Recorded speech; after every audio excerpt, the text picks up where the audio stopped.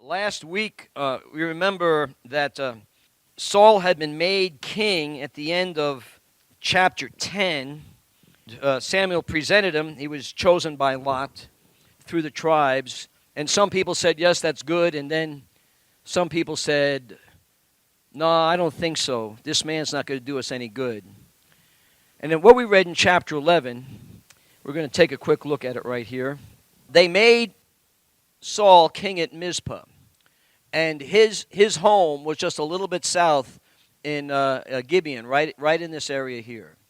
And what we read was that, notice over here, the land of Ammon, that Nahash the Ammonite was coming against this town, Jabesh, Gilead, to basically absorb it, to conquer it.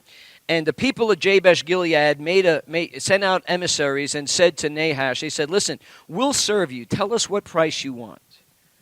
And he said, the price that I want is that every person has to have their right eye gouged out. They said, well, give us a week to see if we get any help. And the commentators say that the Ammonites were so confident in their ability to crush any resistance. They said, sure, you do whatever you want. You want a week, we'll give you a week. We're not in a rush because we know you're ours. We're going to eat you up.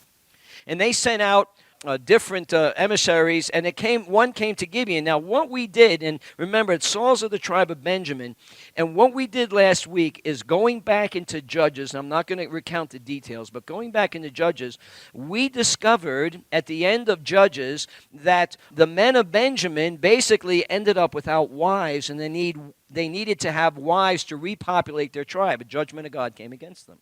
Most of the other tribes that had been involved swore not to let their daughters marry anyone from the tribe of Benjamin.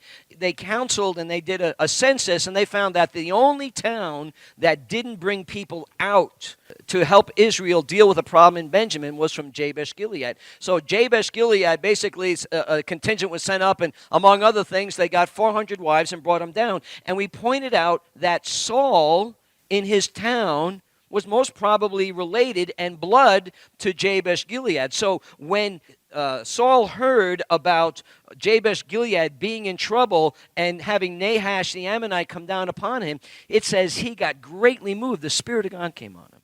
So we understand what he did is that he called all Israel, and they gathered together up across from Jabesh Gilead. It's a little area called Beth Shean.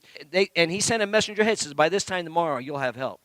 And what would happen is that all of the camp of the Ammonites was camped on the east side of Jabesh Gilead. They're just waiting because they're going to crush this town. So what Saul does is he comes at night.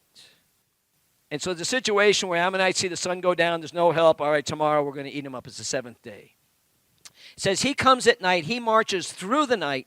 He breaks up his army into three pieces. One comes straight across. One goes from the north, one goes from the south, and they rout them. They just rout them. And, there's just tremendous victory, and after the victory, and everybody's rejoicing, then they come up and they say, okay, then Israel says, who are the men that didn't want this man king? Because those guys are going to pay the price, because this king delivered us, and now anybody that's going to rebel against this king, he's going to be put to death.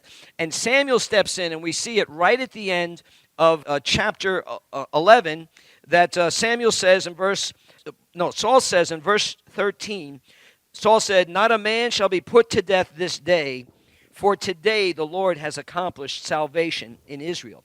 And what we talked about is this is another step where we see Saul behaving with wisdom, behaving wisely, and not trying to wreak vengeance on people that disrespected him. But he said, listen, God has won a victory, and we're not going to kill our own people today. We're going to rejoice.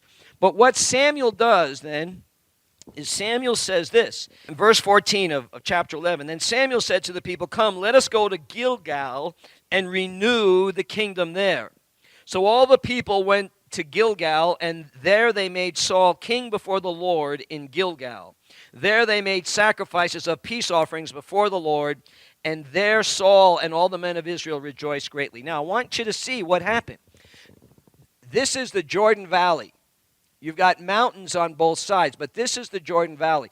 They won the battle on the east side at Jabesh Gilead, and so what they do is they come down, and it's not listed on here, but in between Jerusalem and Ramah, over by the Jordan is the town of Jericho and the town of Gilgal. Different map will be able to bring it out. So Gilgal is the first town as you cross the river, and then a mile or two in you have Jericho. Gilgal was the place where when Joshua crossed into the land that they recommitted themselves to God, and basically all the men who had been born in the wilderness were circumcised. And the word Gilgal means rolling away. They called it Gilgal because they said the reproach of Israel. Israel's people, the men, the sons of Abraham, not being circumcised, not having committed, in a sense, taken the sign of the covenant of Abraham, yet receiving the blessing.